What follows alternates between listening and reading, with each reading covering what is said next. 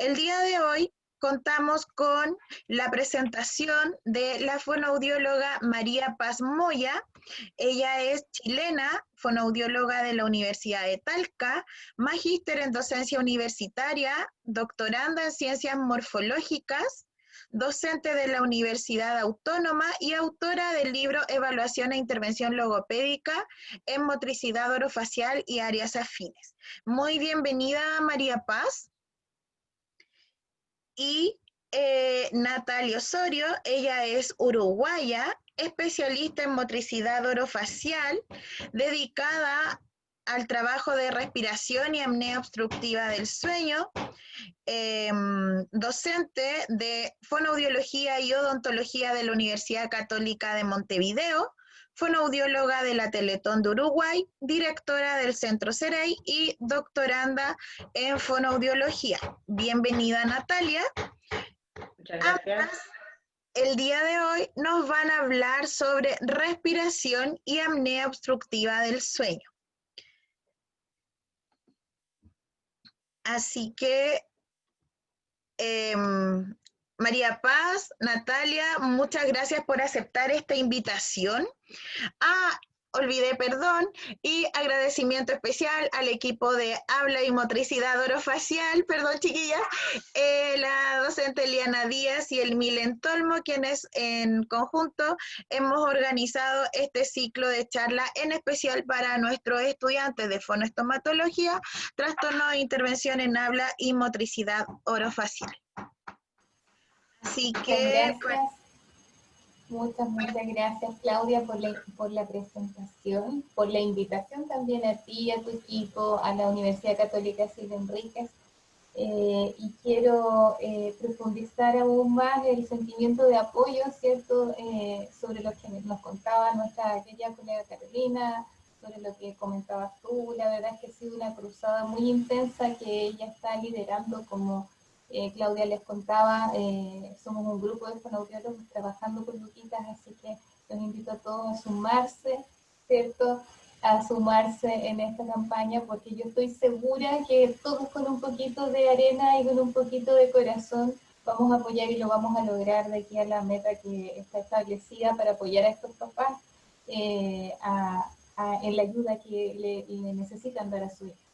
Así es que a mí me caló muy fuerte el caso porque, claro, uno jamás imagina que, como decía Carolina, una vida va a tener un valor tan alto, un tiempo tan acotado para lograr aquello. Y como investigadora, y también para mí fue muy fuerte darme cuenta en cómo la industria farmacéutica tiene costos tan elevados para algunas cosas. Y yo espero que esto cambie de aquí a un futuro corto. Bien.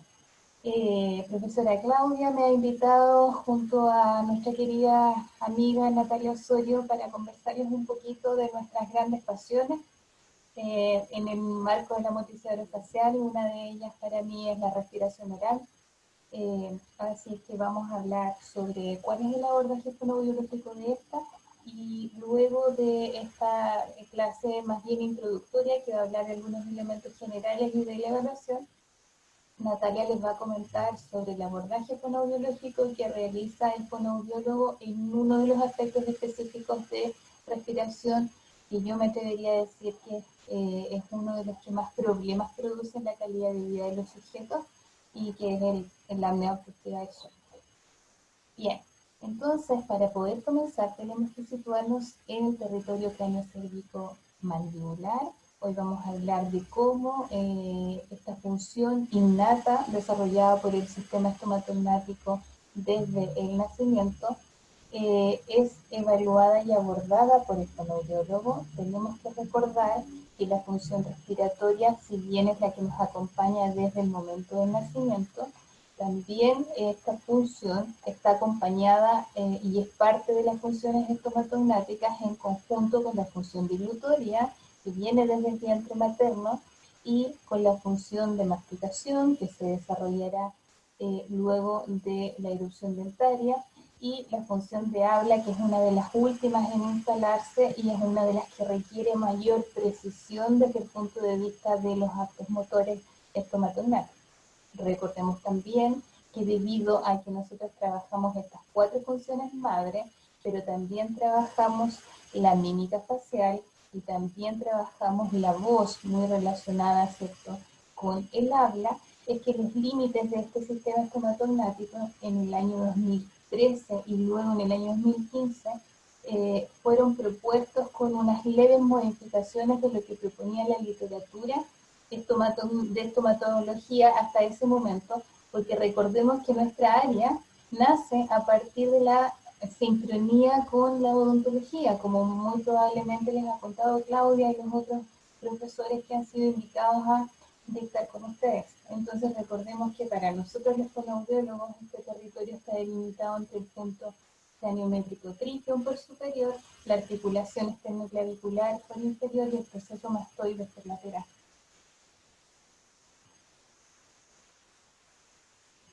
Entonces, voy a achicar esto acá para poder verlo de acá. Ahí sí. Entonces, el sistema respiratorio, que es donde nos vamos a concentrar hoy en esta breve conversación, puede ser dividido desde un punto de vista estructural o desde un punto de vista funcional para su análisis. Es decir, podemos nosotros hablar estructuralmente de un sistema respiratorio o una vía aérea superior e inferior con cada una de las estructuras anatómicas que lo componen, o podemos hablar de un sistema respiratorio que funcionalmente se divide en una región de conducción y en una región respiratoria propiamente tal. Entonces hoy nos vamos a centrar en cómo las alteraciones, las problemáticas en este sistema respiratorio superior o en esta región de conducción, sobre todo en su primera porción de estructuras anatómicas acá descritas, son abordados por un equipo multidisciplinario, como también les va a comentar probablemente Natalia, y requieren, por cierto, del abordaje del fonoaudiólogo dedicado a motricidad orofacial. Ahora, para poder centrarnos en esto, tenemos que recordar que cada una de las estructuras anatómicas que componen esta vía aérea tiene funciones específicas a desarrollar durante la respiración. Y estas funciones específicas sí tienen que ver con conducir el aire, con calentar este aire, con humidificar este aire, con protección de algunos elementos y por cierto si estamos hablando de pulmones, ¿cierto?, de intercambio gaseoso celular. Ahora, esta nariz, muy importante para la respiración, porque además de conducir el aire como la gran parte de las estructuras, tiene cualidades para la respiración que la boca o la cavidad oral no tienen, no nos entregan cuando nosotros respiramos por vía oral. Entonces, por ejemplo, esta nariz tiene la cualidad de filtrado y tiene la cualidad de acción microbiana, antivirótica e inmunológica. Entonces, cuando un sujeto no respira por la nariz, estos elementos que les menciono van a estar disminuidos y por lo tanto existe un riesgo de tener mayor prevalencia o mayor presencia de enfermedades respiratorias, sobre todo en los niños, durante un año calendario, por ejemplo. Y esa es una de las preguntas que habitualmente nosotros realizamos en el sistema de motricidad orofacial por las razones que les expongo. Ahora bien, la función respiratoria, todos recordaremos que es una función vital, ¿cierto?, que tiene que ver con el intercambio gaseoso, con la absorción de oxígeno y la eliminación de CO2, pero también desde el punto de vista fonoaudiológico tiene una importante relación y sincronía con funciones como el habla, la voz y también con el olfato y la deglución. Me explico. Los estudios nos muestran, estudios realizados con animales primordialmente nos muestran, que aquellos animales, aquellos mamíferos a los cuales se les disminuyó su competencia nasal en la respiración, generan dificultades olfativas y a su vez estas dificultades olfativas generan desmedro de su función gustativa. Los estudios nos muestran cómo, por ejemplo, ratas con obstrucción nasal están teniendo cambios morfológicos en su lengua, en sus papilas gustativas, en términos de tamaño de estas papilas gustativas y en términos de también cantidad de papilas. Por lo tanto, esto nos muestra también lo importante que es la función respiratoria para la deglución, ¿ya? Por lo tanto, cuando tenemos a un sujeto que está con periodos de obstrucción nasal importante, es muy probable que también sus habilidades deglutorias y gustativas estén también modificadas. Otro elemento importante a considerar en la función respiratoria es su estrecha vinculación con el crecimiento. La literatura aborda este aspecto desde hace muchos años y está mega comprobado que respirar por la nariz es necesario para el crecimiento craneofacial, contribuye a ello, y cuando no respiramos por la nariz, esto también provoca cambios en el crecimiento craneofacial y también en el crecimiento global del individuo. Estamos trabajando nosotros, por ejemplo, en un experimento de mi tesis doctoral donde hemos comprobado cambios de crecimiento importantes en cráneo, en mandíbula y a nivel global del individuo que está presentando obstrucción nasal. Y finalmente, un elemento que pocas veces es recortado, pero desde el punto de vista de nuestra profesión es muy necesario de mirar, es también el vínculo que existe entre la función respiratoria con los procesos de atención y concentración. La literatura nos muestra en estudios como los del grupo de Asagra Calero y el grupo de Urchit que existe un vínculo estrecho entre el desmedro de la función respiratoria y los procesos de atención y concentración en sujetos de distintas etapas. Ahora, esta revisión sistemática que les está apareciendo en pantalla, y que yo no logro ver, Claudita, no sé si me puedes ayudar, ¿cómo está? Gracias, ¿cómo está la sala de espera ahí arriba? Me tapaba. Muchas gracias. Ah, ya. Entonces, gracias, no te preocupes. Esta revisión sistemática fue publicada en el año 2016 en el Journal Brasilero de Otorrinolaringología y reunió una serie de publicaciones sobre el tema de respiración oral y respiración alterada, y nos viene a mostrar cómo influencia este patrón respiratorio en otro tipo de habilidades como las que yo les mostraba recién. Entonces este estudio llega a concluir, les invito a leerlos, que los sujetos que respiran por la boca tienen más probabilidades de tener dificultades de aprendizaje si los comparamos con sujetos que respiran por la nariz. Este hallazgo es súper importante porque muchas veces cuando trabajamos en colegios como fonoaudiólogos, si bien el motivo de consulta de nuestros usuarios en ese contexto no es la motricidad orofacial, tal vez sí deberíamos igualmente chequear la respiración porque es una función que vemos está relacionada con atención, con memoria y con habilidades que tienen que ver con el aprendizaje escolar. Por lo tanto, yo los invito también a considerarlo independiente del contexto en donde ustedes estén trabajando. La función respiratoria se estudia desde un punto de vista funcional considerando al ciclo respiratorio. El ciclo respiratorio está compuesto por una inspiración y una expiración. Es decir, cada vez que nosotros inspiramos y expiramos, estamos realizando un ciclo respiratorio. De este ciclo respiratorio, María Paz. Muy bien, entonces, como veníamos conversando, la función respiratoria desde un punto de vista funcional se puede estudiar considerando el ciclo respiratorio. El ciclo respiratorio.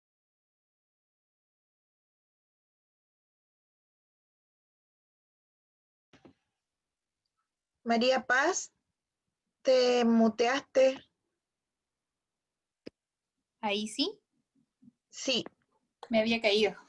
Perdón. Ah, Ahora sí. Ya. ya. Entonces, vuelvo otra vez, mil perdones. La función respiratoria la vamos a estudiar considerando el ciclo respiratorio.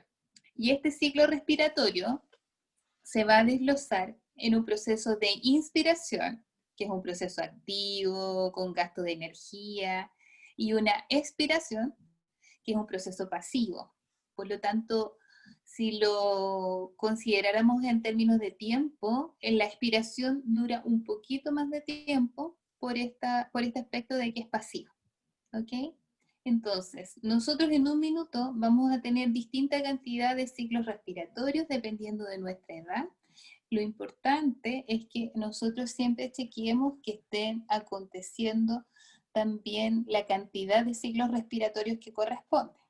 Ahora, cuando nosotros inspiramos y expiramos, debiéramos hacerlo por la cavidad nasal, por la nariz. Y a eso le llamamos el modo respiratorio. Este modo respiratorio, nosotros tenemos posibilidad de evaluarlo entonces en inspiración y en expiración, dependiendo de los materiales que tengamos. En inspiración, generalmente se evalúan con equipos más sofisticados que no siempre tenemos en nuestra consulta, como una rinometría. Sin embargo, en expiración, la salida del aire también nos va a marcar, nos va a determinar de alguna forma de si estamos usando o no esta nariz, de si esta nariz está competente o no. Por lo tanto, nosotros cuando evaluamos fonoaudiológicamente el modo respiratorio, lo hacemos en expiración. Y vamos a ver que expiramos y marcamos una placa metálica que nos va a dar información muy importante para poder determinar cómo está respirando este sujeto. Este modo respiratorio entonces debe ser un modo nasal y silente, pero vamos a encontrar situaciones donde este modo respiratorio va a estar alterado. Va a ser un modo respiratorio oral o un modo respiratorio que combina nariz y boca y por lo tanto va a ser consignado como un modo respiratorio mixto. También tenemos que considerar las cualidades de este modo respiratorio. Un modo respiratorio podría ser nasal, pero podría ser ruidoso. Y cuando tenemos un modo respiratorio ruidoso, también tenemos que extremar las señales de alarma, porque un modo respiratorio ruidoso nos va a indicar obstrucción. Hay algo que está obstruyendo esta vía aérea superior, sobre la que hablábamos al inicio, que está propiciando este ruidito. Por lo tanto, siempre recuerden que el modo respiratorio debe ser nasal, pero además debe ser silente. En términos de fisiología respiratoria, nuestra respiración por vía nasal debiera ocurrir tal como indican estas flechas verdes. Es decir, el aire inspirado debiera entrar por las narinas, recorrer toda la cavidad nasal, y dirigirse hacia la vía aérea superior. Quiero que por favor además observen en pantalla qué está ocurriendo con la cavidad oral. Por favor, fíjense en que los labios están en oclusión, en que están cerrados, ¿cierto? Están con competencia. Tenemos dientes que están en oclusión y fíjense por favor en esta lengua. Cuando nosotros estamos en reposo, la lengua también está apoyada al paladar.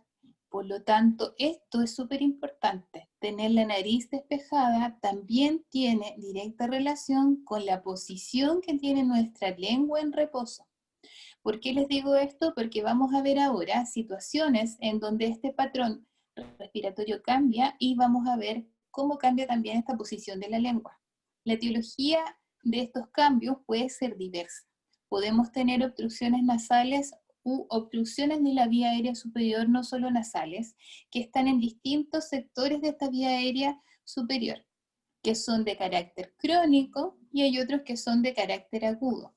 Es decir, pueden ser por mucho tiempo y afectar el crecimiento y el desarrollo de este sujeto y de este sistema estomatognático, sobre todo si estamos frente a un paciente pediátrico, o pueden ser agudos por algunos periodos de tiempo y luego volver la respiración nasal.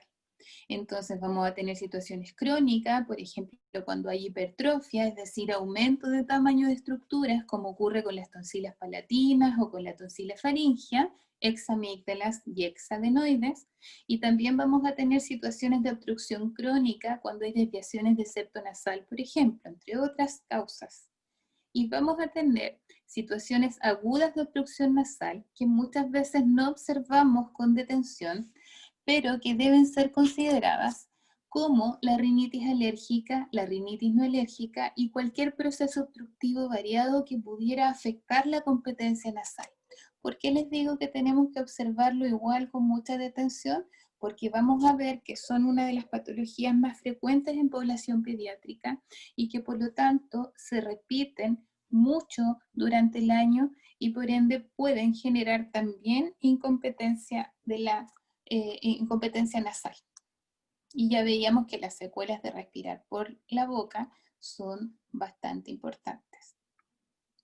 Cuando tenemos obstrucción de la vía aérea superior, entonces, podríamos tener hipertrofia de las tonsilas, como vemos acá, y entonces el flujo aéreo entraría por la vía nasal, pero chocaría con esta obstrucción. Y eso podría generar un menor calibre ya y un menor ingreso del aire que estamos inspirando. También podrían haber situaciones en donde una serie de microorganismos podrían generar inflamación nasal en zona más anterior, generar inclusive mucosidad, como vemos en esta imagen, con el respectivo bloqueo de este aire inspirado. Todo ello llevará al sujeto a la única opción que tiene cuando la nariz no es competente, y esta es abrir la boca. Miren por favor ahora y comparen con lo que hablábamos hace un rato. Acá ya no tenemos los labios ocluidos, ya no tenemos los dientes en oclusión y la lengua no está adosada al paladar porque necesitamos ingresar este aire a través de la cavidad oral para dirigirlo por la vía aérea. En ese caso, la posición de la lengua cambió y esto puede causar serios estragos en términos estructurales y también funcionales. Si vemos ahora una vista posterior, vamos a ver cómo la lengua al descender va a tener que aplanarse. Miren acá por favor, al aplanarse la lengua va a empezar, por ejemplo, a generar situaciones de empuje dentario y vamos a encontrar modificaciones en el arco, ya en los arcos, en la mordida del sujeto, y vamos a encontrar entonces generalmente que los sujetos que respiran por la boca por largos periodos de tiempo tienden a tener rostros alargados o dólico-faciales por primordialmente esta respiración por la boca y por el descenso que tiene esta mandíbula, y que tienen mordidas alteradas y arcos triangulares como vemos acá, con dientes que están desordenados, con dientes que están apiñados muchas veces. ¿Ok? Entonces vamos a tener una serie de modificaciones en estructuras anatómicas del sistema estomatognático, además a causa de esta respiración por la boca, cambios en la posición de la lengua, cambios en la morfología del paladar, el paladar además de ser triangular, la mordida. Además el paladar tiende a tornarse cada vez más alto, inclusive vamos a encontrar paladares muy ojivales, y por supuesto los dientes no solo van a cambiar su orientación, sino que también vamos a tener sujetos que muchas veces tienen una higiene oral deficiente y mayor cantidad de caries por todo lo que vemos ahora en pantalla.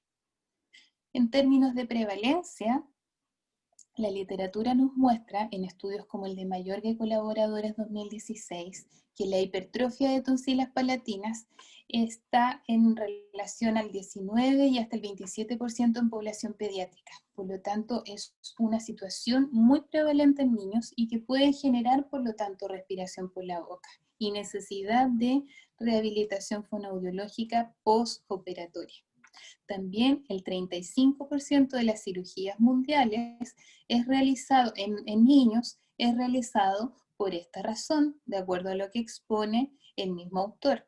Messner, años antes, documentaba que en Estados Unidos 500.000 tonsilectomías eran realizadas por año. Y además, Martín Mateos refuerza la idea que les mencionaba anteriormente de que la causa más frecuente de obstrucción nasal crónica es la rinitis, y es un grupo que no había sido considerado muchas veces como candidato a terapia miofuncional o terapia fonoaudiológica de la motricidad orofacial. Factores de riesgo hay muchísimos. Los 3 más nombrados, más destacados por la literatura, son el tabaquismo, los alergenos y la contaminación de aire, elemento que muchas veces tampoco lo relacionábamos con dificultades de la vía aérea superior. La contaminación de aire por leña, tal como expone este gráfico expuesto por Greenpeace hace algún tiempo, nos sitúa a Chile como uno de los países con mayor presencia en este top 10, ¿cierto?, de lugares sudamericanos y americanos, porque aquí está México también, con polución por leña. Y eso es uno de los factores de riesgo presentes para generar obstrucción nasal. Así es que hay que tenerlo en cuenta. Ahora, ¿qué hace el fonoaudiólogo en relación a todo esto que hemos estado conversando? Bueno, lo primero es que nosotros como fonoaudiólogos evaluamos el tipo y el modo respiratorio. Al evaluar el tipo, estaremos evaluando qué musculatura se moviliza al respirar y al evaluar el modo, por qué estructura ingresa este aire al inspirar. Hoy vamos a conversar sobre este último aspecto, sobre cómo evaluamos por qué estructura ingresa y egresa el aire al respirar. Y dependiendo de este hallazgo, el fonoaudiólogo o fonoaudióloga podrá tomar los siguientes caminos. Podríamos realizar rehabilitación, podríamos realizar derivación o gestión a otro profesional y ojalá podríamos realizar atención preventiva. Ese es nuestro sueño, yo creo que la profesora Claudia igual lo comparte, Patricia que está acá también, Natalia también, de que ojalá cada día podamos tributar más hacia la acción preventiva en motricidad orofacial y no tan solo la rehabilitación cuando han habido procesos de respiración oral por tan largo tiempo. Ese es mi sueño primordialmente. Ahora, ¿qué necesitamos entonces para poder diagnosticar y tratar estas alteraciones? Necesitamos al menos 4 cosas. La primera de ellas es conocer y comprender anatomía y función, es decir, aspectos primordiales que ustedes como estudiantes de la Universidad Católica Silva Enríquez creo que ya han visto. Esto es súper importante, chicos, porque muchas veces nosotros pensamos cuando estamos en el pregrado, ¿para qué me sirve tanta anatomía y para qué me sirve saber tanta fisiología? Les quiero decir que estos conocimientos son muy, muy necesarios para poder realizar el diagnóstico. Y un buen diagnóstico va a ser el que nos va a garantizar posteriormente una buena planificación de nuestra terapia. Si nosotros no conocemos y no comprendemos la fisiología respiratoria, en este caso puntual, que es el tema que tenemos hoy, ya nosotros probablemente vamos a hacer una terapia que a lo mejor va a ser más demorada, que a lo mejor no va a cumplir todos sus objetivos, y eso va a obedecer a que no manejamos bien las bases, los sustentos teóricos necesarios para ello. Tener también conocimientos respaldados en hallazgos científicos. Recordemos que la intervención fonoaudiológica y la intervención de la motricidad orofacial ha ido cambiando mucho en el último tiempo.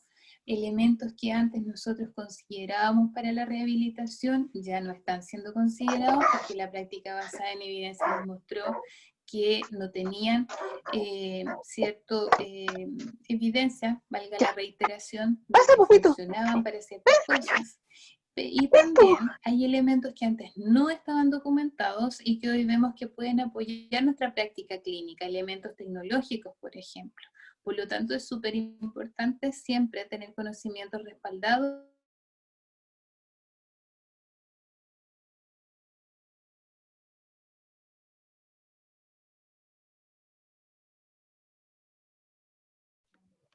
María Paz.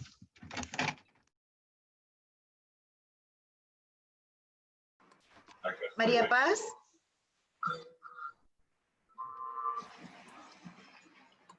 María Paz. Parece que se cayó.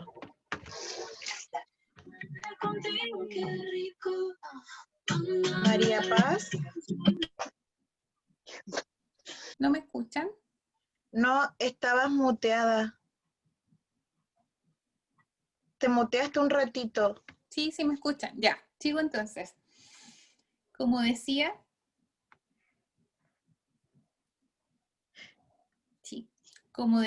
debemos mantener redes de trabajo y debemos empezar a gestionarlas y empezar a conocer sobre el trabajo que está haciendo el otro profesional afín a la motricidad orofacial, es decir, tener sincronía con odontólogos, con kinesiólogos, con otorrinolaringólogos y la serie de profesionales que ustedes van a ir escuchando nombrar en las clases de motricidad orofacial.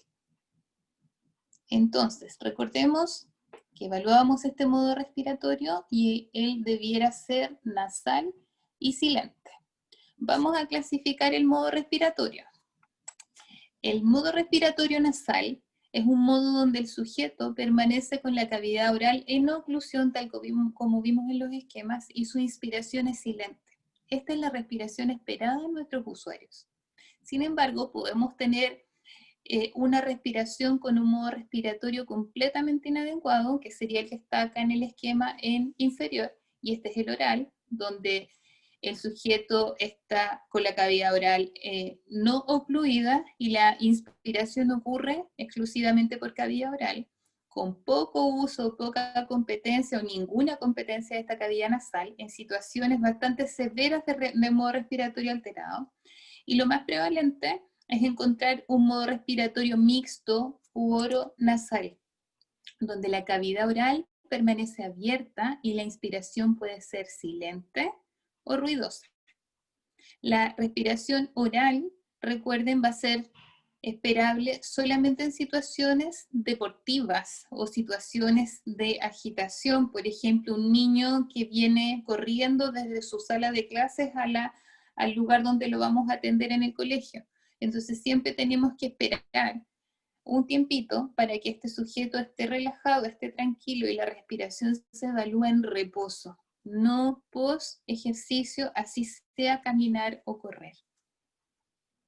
Y siempre debe ser nasal y silente. Cuando encontremos una respiración oral, mixta o con componente de ruido, tenemos que gestionar esta respiración y saber qué es lo que está ocasionando ese problema. Cuando no tenemos una respiración nasal, vamos a hablar de una insuficiencia respiratoria nasal. Y esta puede tener distintas causas, como ya vimos. Causas orgánicas, como las tonsilas hipertróficas, como la desviación de tabique, y causas funcionales. Generalmente las causas funcionales van a responder a situaciones en donde la etiología orgánica ya fue corregida, y aún así persiste este engrama motor, esta huella cerebral de respirar por la boca. Y son muchos los casos en donde lamentablemente se consideró solo la extirpación quirúrgica de las tonsilas palatinas, pero no la rehabilitación fonoaudiológica. Entonces, ¿qué ocurre allí?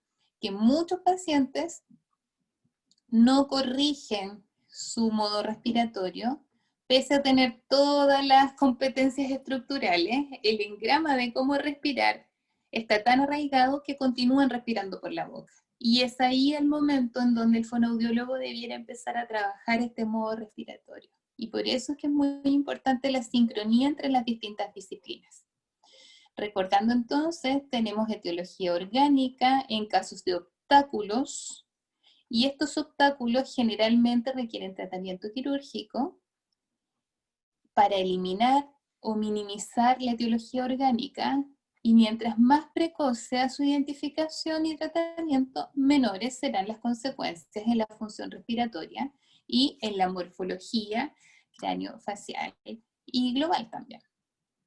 Ahora, desviaciones como ese tabique, por lo tanto, a lo mejor van a permitir algún grado de respiración nasal, pero aún así van a propiciar un modo mixto en donde requiere apoyo a través de esta cavidad oral. La insuficiencia respiratoria nasal de origen funcional va a ocurrir cuando las vías respiratorias anatómicamente están permeables, pero aún así hay procesos que dificultan el paso de aire. Por ejemplo, las alergias, las rinitis, distintos resfriados que pueden ser frecuentes, obstruirían la cavidad nasal.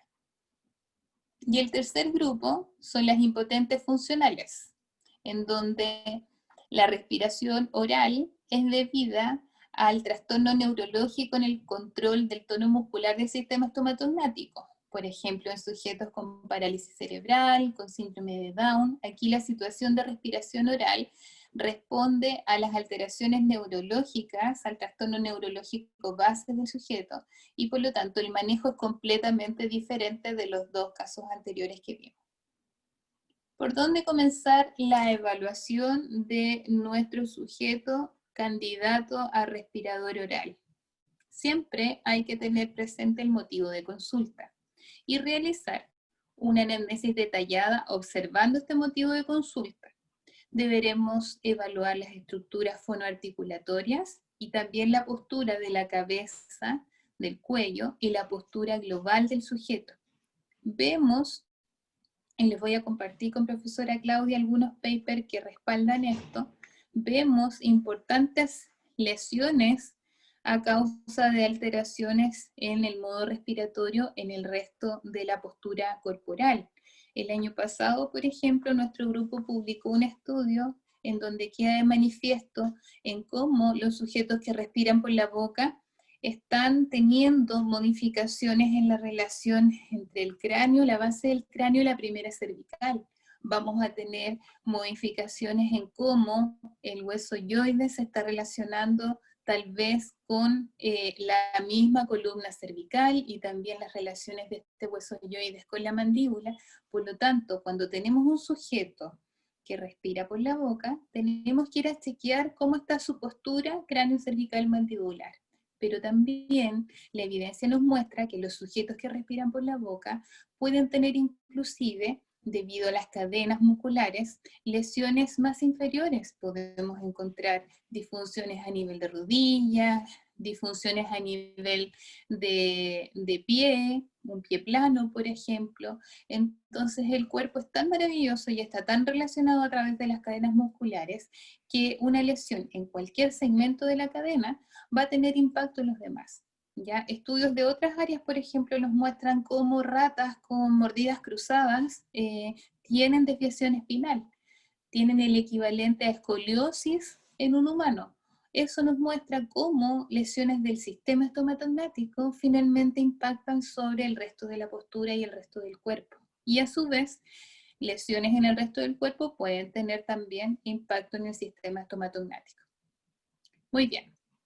Entonces, una anamnesis detallada va a tener algunos elementos que debemos enfatizar en la anamnesis. Todos tenemos probablemente un protocolo de anamnesis para nuestros usuarios, pero hay que incorporar algunas preguntas cuando sospechamos de un usuario respirador oral. También evaluar las estructuras fonoarticulatorias. Hay que enfatizar sobre todo en algunas estructuras como las que ya mencionaba yo al inicio de la presentación. Ir a investigar en cómo están estos dientes, cómo está esta relación de maxila con mandíbula, en cómo están las tonsilas palatinas, en qué forma tiene esta arcada dentaria superior e inferior, en cómo está el paladar, entre otros elementos. Y por supuesto, además de evaluar la función respiratoria, que ahora vamos a ver cómo se hace, hay que evaluar las funciones estomatognáticas relacionadas. ¿Por qué? Porque cuando yo respiro por la boca, las demás funciones también pueden verse en desmedro. Cuando ustedes están resfriados, por ejemplo, van a ver que se pierden las habilidades para sensar sabores. Cuando ustedes están con oclusión nasal por ese resfrío, entonces ven desmedro en esa función. Y también cuando nosotros estamos con desmedro de la competencia nasal, vamos a encontrar sujetos que mastican mucho más rápido o que mastican menos veces, porque claro, tengo que hacer una apnea para poder masticar y comer. Por lo tanto, vamos a tener desmedro de las demás funciones. Irene Marquesán nos comenta que también en el habla muchas veces hay mayor salivación de los sujetos. Y la evaluación nos ha mostrado que los sujetos además no cambian sus puntos articulatorios, entonces no se ven TCH como tales, pero sí hay cambios en su resonancia de la voz, por ejemplo. Entonces es súper importante ir censando esos aspectos y censar todas las funciones, al menos con un screening general. Y por supuesto, realizar las derivaciones que competan a kinesiología, a la odontología, a otorrinolaringología, etc. Muy bien.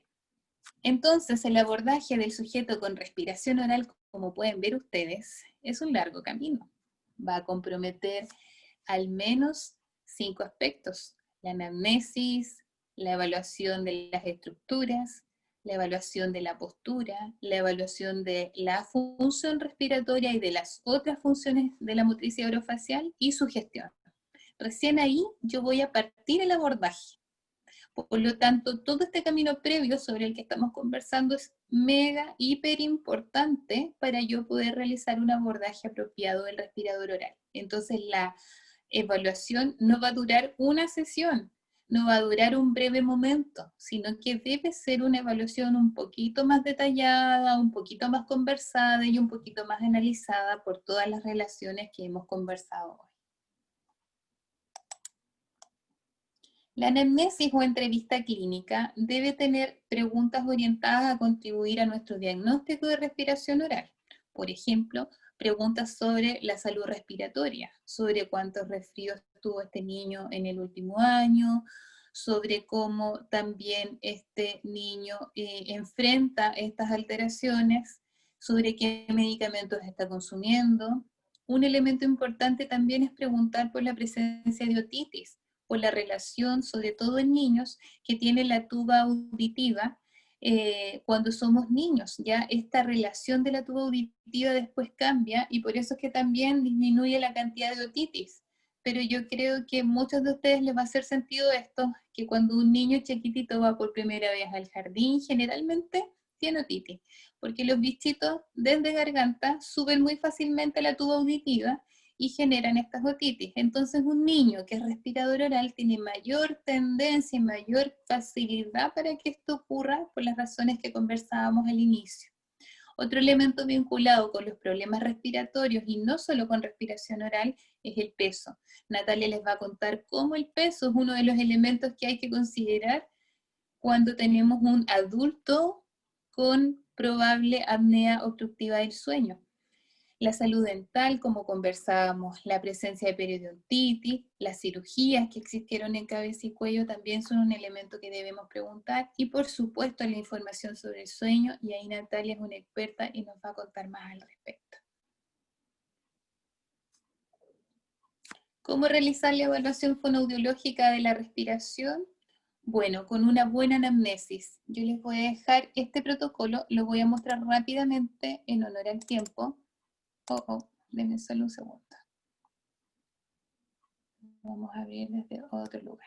Este protocolo es el screening del MBGR. ¿Conocen, profesora Claudia, sus alumnos del MBGR ya? Sí. Perfecto. Entonces, el MBGR, que es la herramienta clínica, además tiene un instrumento que nos permite hacer una evaluación clínica, que en el fondo son una serie de preguntas que nosotros podemos ir efectuando al usuario, como las que yo les manifestaba recién. Denme solo un segundito. Un segundito y lo revisamos. Porque el hipervínculo me ha fallado. No hay problema. Muchas gracias, muchas gracias.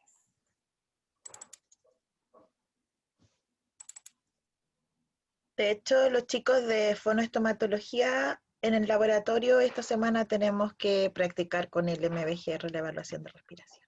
Fantástico. Así que todos tomando nota. Muy bien.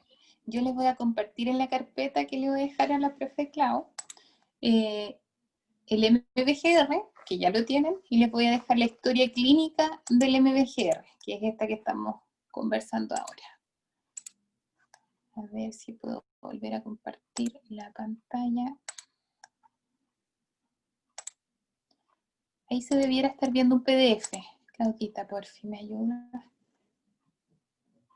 ¿Se ve? No te escucho, Clau, pero creo que sí. Sí, ya. Se ve Entonces, perfecto. Entonces, la historia clínica propuesta por los mismos autores del MBGR que ustedes van a ver con la profesora esta semana, ya trae consigo una serie de aspectos que debiéramos preguntar en la anamnesis de nuestro usuario de motricidad orofacial. No los vamos a ver todos ahora, pero va a quedar disponible para ustedes este documento, ya que tiene primero los antecedentes generales, quién indicó el tratamiento fono y cuáles son sus quejas, pero además en la segunda página tiene aspectos que no podemos dejar de preguntar en un respirador oral. Por ejemplo, ¿qué problemas de salud tiene? Y fíjense acá, ¿qué problemas respiratorios tiene? ¿Ya?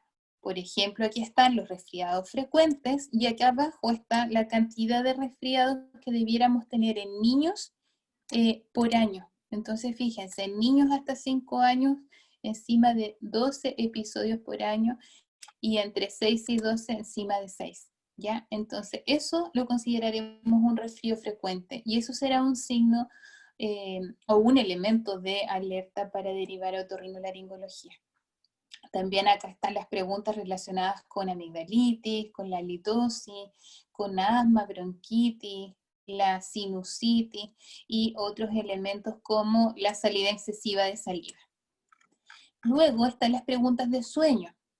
Nati va a ahondar mucho más en esto, pero como screening para ver si este niño, además de la respiración oral, podría tener algún vínculo con una apnea obstructiva, ya es importante preguntar cómo está haciendo su sueño, cuál es la calidad de su sueño, además de saber cuántas horas duerme por noche, saber si este sueño está agitado, si este niño ronca, si despierta muchas veces, si necesita tal vez al despertar hidratarse porque despierta con la sensación de boca seca, si hay dolores en el rostro al despertar, ¿ya? Y elementos de ese tipo. Recordemos que el sueño tiene fases REM y no REM, y muchas veces cuando los niños roncan, o los sujetos en general roncan, ¿ya? Esto genera varios micro despertares y por lo tanto este sueño profundo nunca ocurre. Y eso es súper necesario para restablecer una serie de procesos fisiológicos, por ejemplo, elementos que están vinculados con nuestras hormonas, con nuestro crecimiento, con una serie de aspectos vitales para nuestra vida. Por lo tanto, el problema del sueño es un problema que tiene que ver con un desmedro de nuestra calidad de vida y también con un desmedro de la calidad de vida de quien comparte nuestra habitación, en el caso de una persona que tiene ronquido, como puede ser nuestro hermano, como puede ser nuestro esposo, como puede ser nuestra familia. Por lo tanto, es un problema que nosotros como fonoaudiólogos también tenemos que mirar desde el área de motricidad orofacial. Y luego están los tratamientos, ¿ya? Y algo importante también en el caso del respirador oral es preguntar por su alimentación. Yo les decía hace un ratito que aquel sujeto que respira por la boca tiende a masticar menos, entonces tiende a preferir alimentos que son más blandos y a evitar otros que son más sólidos tal vez, y tiende a evitar, ¿se acuerdan de los cambios en las en la lengua, ¿cierto? Y en la morfología de las papilas linguales, bueno, tiende a evitar ciertos alimentos también, por lo visto. Por lo tanto, tenemos que saber cuáles son los alimentos que prefiere y cómo come en relación, acá hay una pregunta que es súper necesaria, que con qué velocidad mastica, fíjense acá, con relación a su familia, con relación a sus amigos. Bien, voy a dejar de compartir esto y voy a volver a mi PowerPoint. La profe Clau, que es un amor, me va a avisar cuando se vea, ¿cierto? Perfecto, ya se ve. Ya. Entonces, el MBGR ustedes lo van a ver así, yo no voy a entrar acá para respetar el tiempo también para Natalia. También hay un protocolo interdisciplinario que es de la doctora Diana Grandi. Este protocolo también puede servir como apoyo, como screening para diagnosticar algunos elementos, no es exclusivo de respiración, pero les recomiendo que lo chequeen. Les voy a dejar el protocolo en un paper porque nos permite hacer un screening de disfunciones craneomandibulares de toda orden, y es muy bonito. No sé si me va a abrir acá, no, estamos con problemas aquí, pero es muy bonito porque trae dibujos. Entonces, Claudia, lo voy a compartir rápidamente, juro que no voy a robar mucho tiempo más.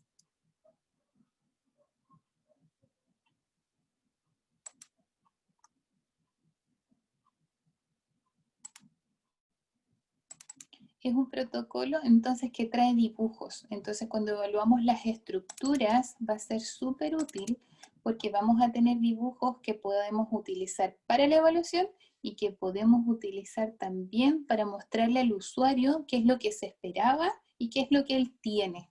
Dame solo un segundo. Acá lo voy a compartir.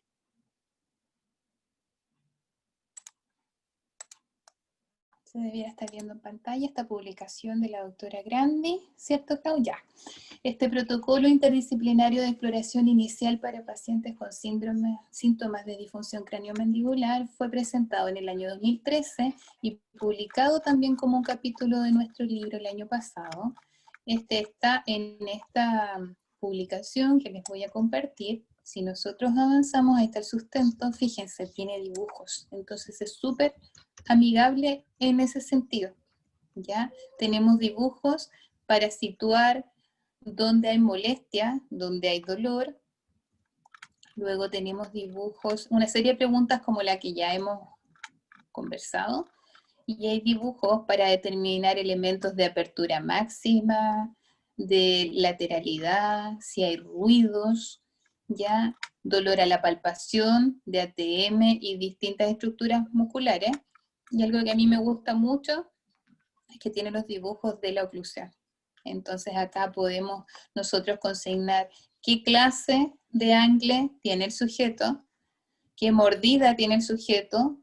Generalmente los sujetos respiradores orales van a tener clases alteradas y mordidas abiertas por la posición que adoptaba la lengua acá. Y la alineación, acuérdense que era más triangular y con apiñamiento dentario. Y acá finalmente hay un elemento donde podemos recomendar la gestión hacia otros profesionales. Entonces es muy amigable y puede servir de screening porque el MBGR también es un protocolo amplio, bastante amplio. Vuelvo entonces a la presentación. No, solo un segundito.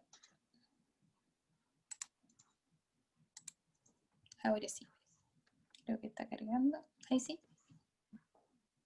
Entonces,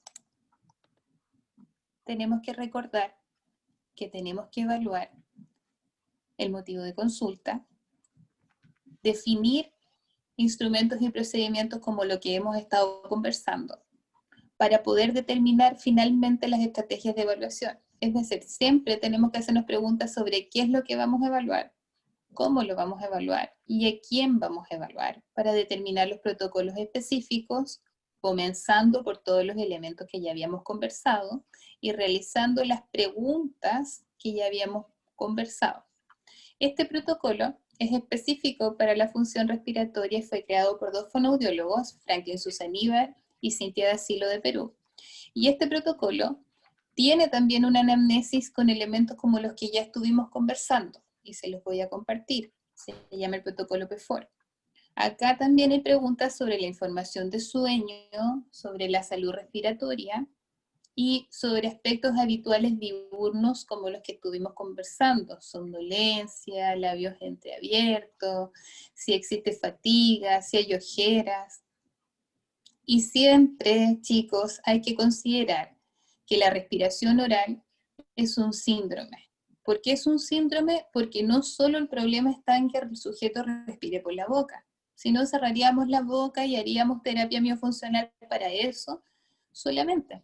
Pero acá necesitamos gestión de una serie de elementos. El sujeto va a tener cambios en su tipo facial, en su región orbitaria, en su región nasal y oral, en la musculatura, en las habilidades masticatorias. Por lo tanto, hay una serie de elementos que debemos considerar. Por ejemplo, esta fascia adenoidea sobre la que estuvimos hablando. Las tonsilas palatinas, que ustedes ya deben saber consignar. Siempre es importante determinar la gestión cuando existen tonsilas grado 3 o grado 4, porque pueden estar generando respiración oral y también generando SAOS, como va a comentarles Natalia, ¿ya?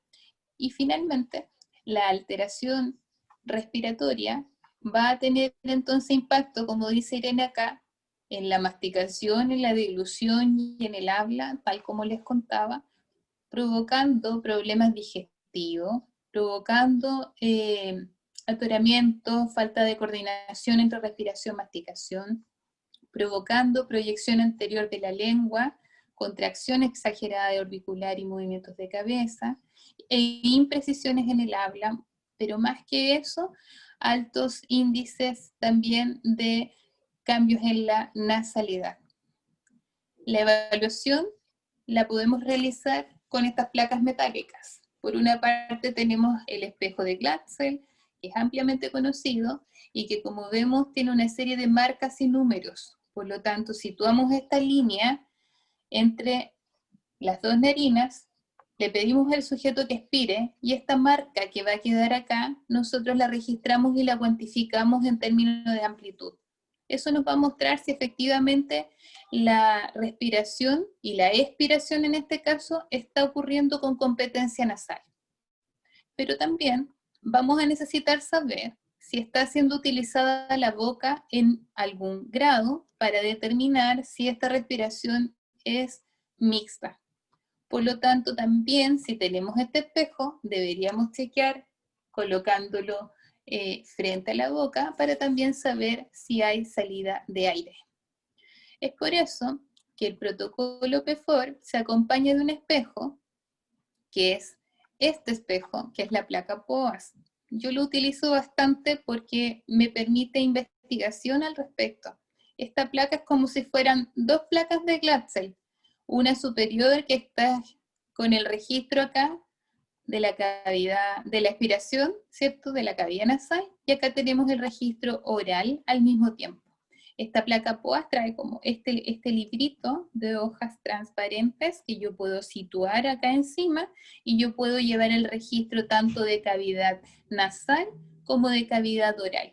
Y la gracia que tiene es que, comparémoslo con el anterior, que igualmente es muy válido, el anterior solo me permitía graduar, ¿cierto?, qué longitud tenía en un sentido esta expiración. En cambio este, como trae cuadros, hay varios espejos de Glatzel también que traen, me permiten determinar áreas, y con un programa que se llama el ImageJ, que se usa para otros aspectos que yo descubrí en mi doctorado, nosotros podemos determinar precisamente cuál es el área de expiración. Y yo puedo ir comparando y puedo ir archivando estas hojitas en la ficha de mi paciente e ir realizando el monitoreo cada cierto tiempo de cómo va avanzando esta expiración y esta marca en la placa.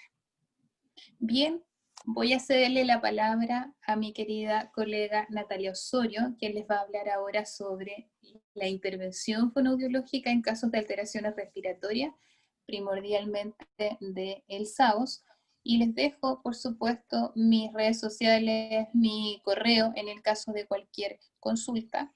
Y bueno, muchas gracias, Clau, nuevamente por esta invitación, y quedo dispuesta a responder las preguntas al término de esta conversación. Muchísimas gracias, María Paz. Natalia, bienvenida. El micrófono es todo tuyo. Bueno, muchas gracias por la invitación. ¿Me escuchan bien? Perfecto. Sí, bueno, bárbaro. Bueno, esperen que voy a compartir la pantalla.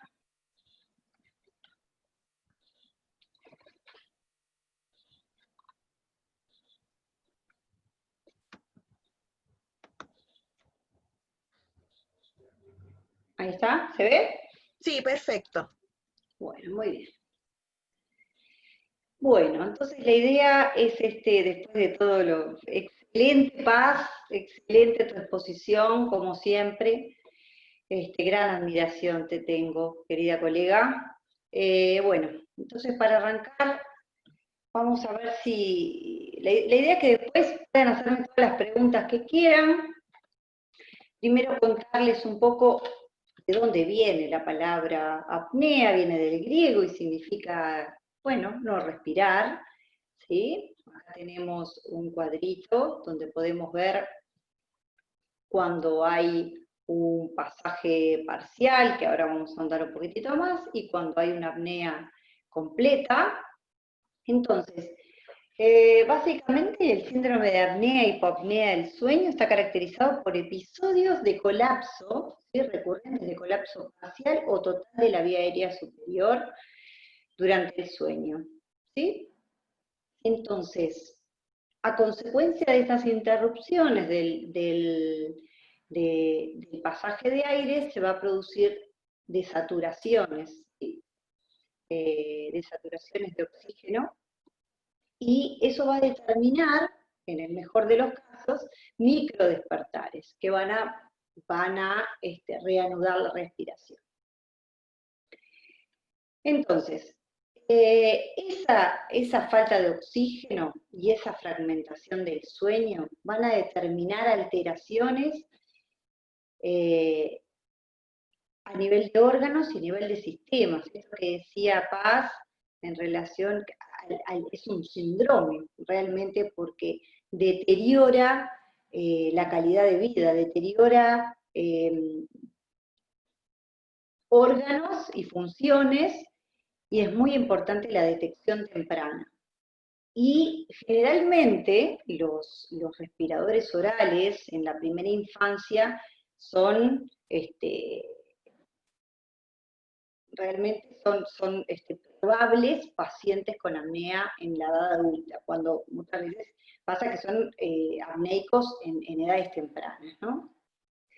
Entonces, bueno, vamos a empezar con criterios para definir cuándo nosotros decimos que es una apnea, cuándo es una hipopnea.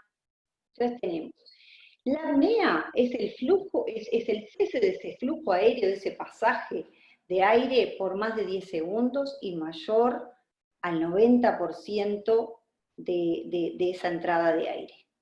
Ahora, las hipopneas van a ser mayores a 50% y menores del 90% del pasaje basal. Y sí, va a venir acompañada de microdespertares, ¿sí? Y con desaturaciones, que eso es lo grave, con desaturaciones mayores al 2%. ¿Sí? Sabemos que la saturación normal es 98-99, piensen en estos pacientes que van a tener por debajo de eso 2, 3, 4%. Eso repetido durante la noche van a traer importantes alteraciones. Y también va a impactar en la saturación basal, ¿no? Esa persona que piensen que dormimos un tercio de nuestra vida, y si un tercio de nuestra vida, o sea, 8, 9, 10 horas en algunos casos, si hay una desaturación constante de 2, 3, 4, 5% y a veces más, hasta el 15, 20%, esos pacientes van a generar una saturación basal mucho menor.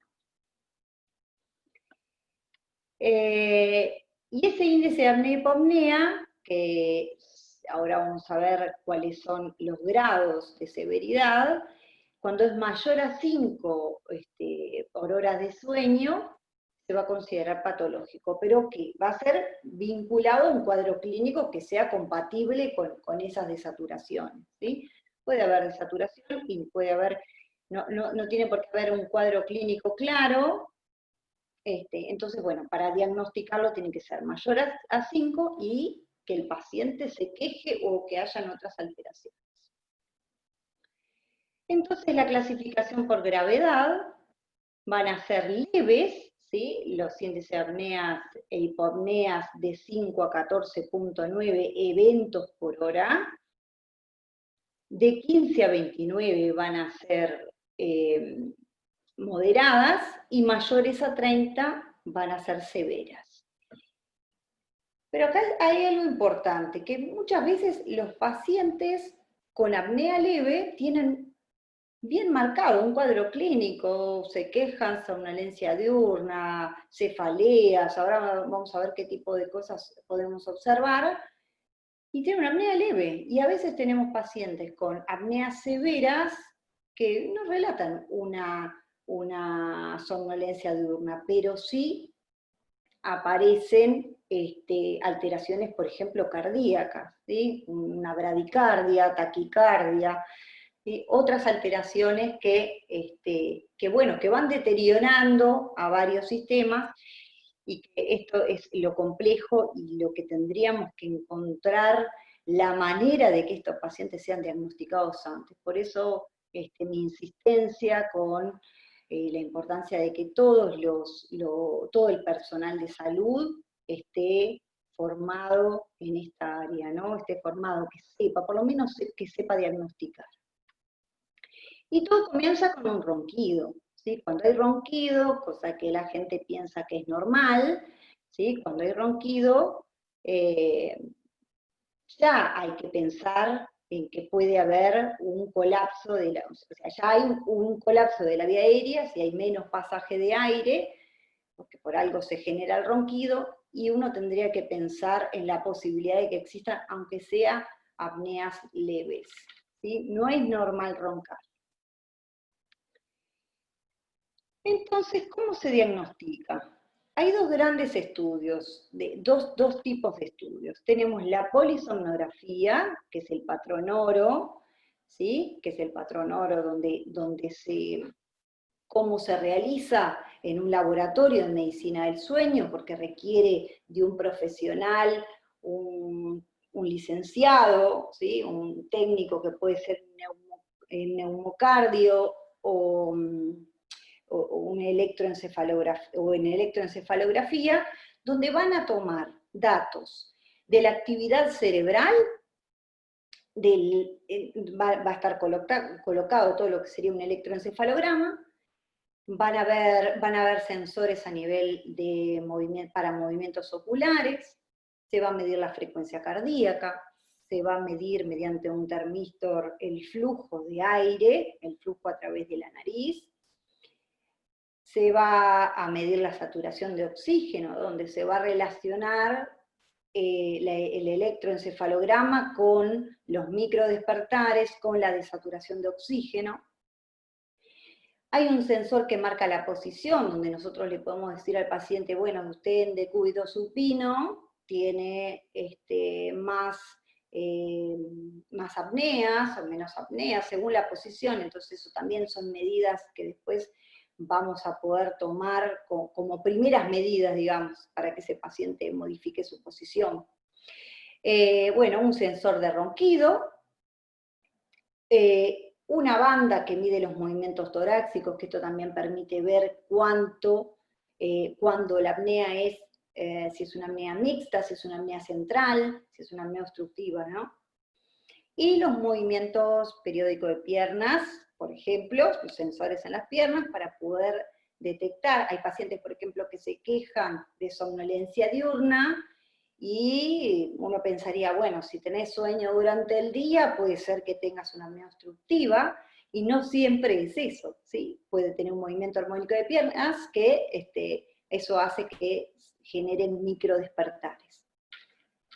Entonces, bueno, este patrón oro es costoso, pero realmente requiere acá tienen lo que nosotros, la lectura que nosotros hacemos cuando nos llega este estudio, requiere de un análisis. Es costoso, ¿por qué? Porque requiere de este profesional que pasa 6, 7, 8 horas con esa persona durmiendo en el laboratorio, y después requiere de una lectura exhaustiva donde se analiza hora por hora de sueño y se relaciona todos estos resultados, ¿no? La relación de, bueno, como les decía, electroencefalograma con movimiento de piernas. También tenemos sensor a nivel de macetero para ver si bruxa o no bruxa. Bueno, eso hay varias cosas que bueno, no nos daría el tiempo para ahondar en el día de hoy. Y aquí tienen un ejemplo, ¿no? No es de los estudios que uno le gustaría realizarse, ¿no? Porque implica estar acostado, permite determinados movimientos, determinados cambios de postura, pero la realidad es que entre tanto cable es un poco difícil sentirse realmente cómodo. Si le hiciéramos, nosotros acá en nuestro laboratorio, le preguntamos al paciente cómo descansó, generalmente le ponen muy buena onda, pero la realidad es que no es como estar en su casa, con sus cosas, con sus con su cama, ¿no? Generalmente igual le decimos que traigan la almohada, pero bueno, no es lo mismo, ¿verdad? Bien, ese sería el patrón. Después tenemos la poligrafía respiratoria. La poligrafía respiratoria actualmente es lo que más se hace, ¿sí? Con un buen examen por parte de un médico especializado en medicina del sueño, donde descarte que no haya alteraciones neurológicas, donde descarte determinadas cosas vinculadas también a la clínica, ¿sí? No para clínica, sino a la clínica, muchas veces se manda directamente la poligrafía respiratoria, que realmente es mucho más económico porque esto implica colocarle al paciente estos sensores, ¿no? Donde medimos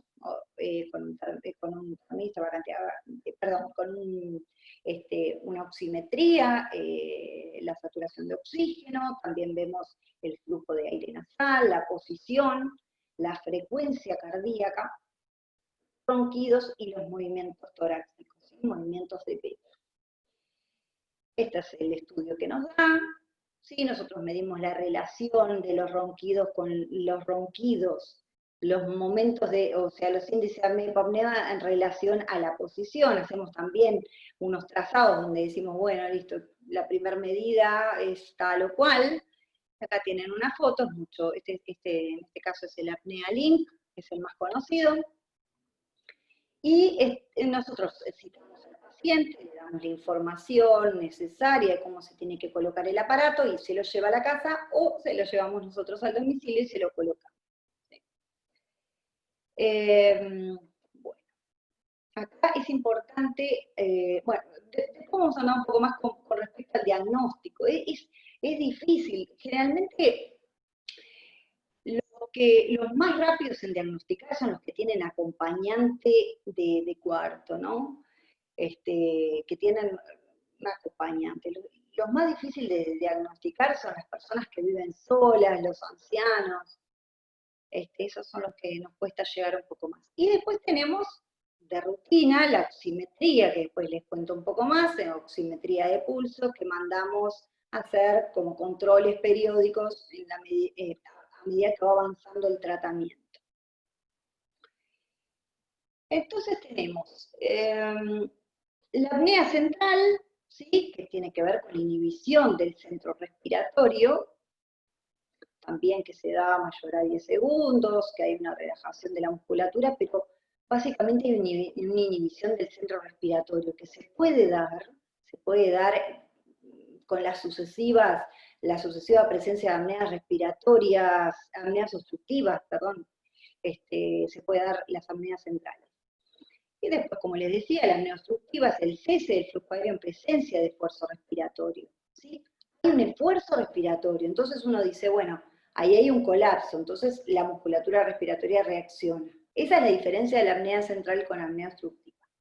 Y siempre está acompañado con una desaturación mayor al 3-4%.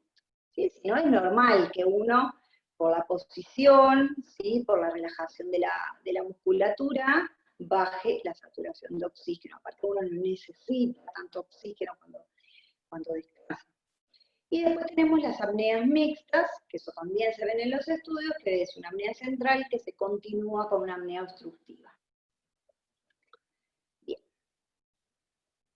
La epidemiología.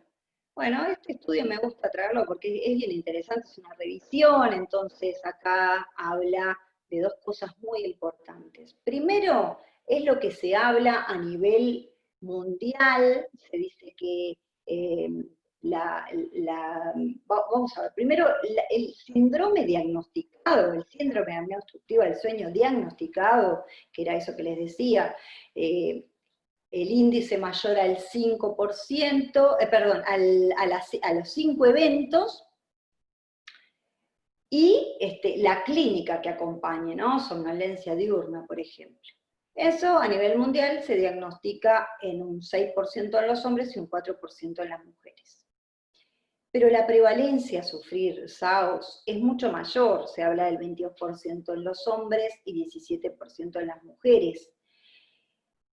Y eso es lo que yo insisto, me gusta decirlo en todas las charlas que doy en relación a esto, a que es muy importante. O sea, si hay una prevalencia tan alta, falta diagnóstico, ¿sí? Es muy necesario formar a los equipos de salud. Nosotros acá en Uruguay tenemos un equipo de sueño, tenemos algunos laboratorios que están trabajando y hacen AMEAS, pero lo importante es la detección temprana. Yo soy docente, como les comentó Claudia, soy docente de odontología, de posgrado, y siempre intento darles por lo menos una pincelada sobre el SAO, sobre el síndrome de apnea, porque es necesario que se haga la detección en los centros primarios de salud. Y luego el odontólogo, todo el mundo va al odontólogo, también tendrían que ser los médicos generales los que detecten esto. Pero bueno, es complejo, es un gran camino formarse en todo lo que tiene que ver con medicina del sueño, implica no solamente saber de su profesión, sino también relacionarlo con estas otras alteraciones, que son innumerables, que en realidad atraviesa a la persona. Por esto que les digo, dormimos un tercio de nuestra vida y obviamente que van a existir en la clínica, se van a ver reflejados en muchos aspectos, ¿sí? Que ahora vamos a ver. Entonces esto termina siendo, esto que les digo, la prevalencia constituye realmente un problema complejo, ¿sí? Un problema de salud pública, ¿sí? Por su prevalencia, por la morbilidad, por la mortalidad, asociado muchas veces al impacto sociolaboral, un accidente de tránsito, accidentes laborales. Entonces, ¿cuáles son las manifestaciones clínicas? A esto que les digo, ¿no? Ahora van a ver cómo atraviesa a las personas y requiere de que muchos especialistas le pongan el ojo en esto, ¿no? Entonces tenemos vinculado más que nada a trastornos psiquiátricos, ¿sí? Todo lo que tiene que ver con trastornos depresivos, irritabilidad, deterioro intelectual, alteración de la conducta, ¿sí? La gente generalmente está malhumorada, está molesta, ¿sí? Hay un trastorno de la personalidad.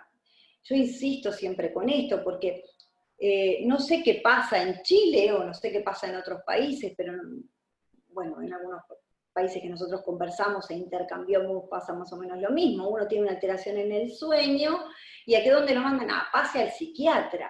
¿Sí? Pase al psiquiatra, esto tiene que ser, entonces termina el paciente medicado porque tiene una alteración en el sueño que ni siquiera ahondan en qué es lo que tiene, ¿no?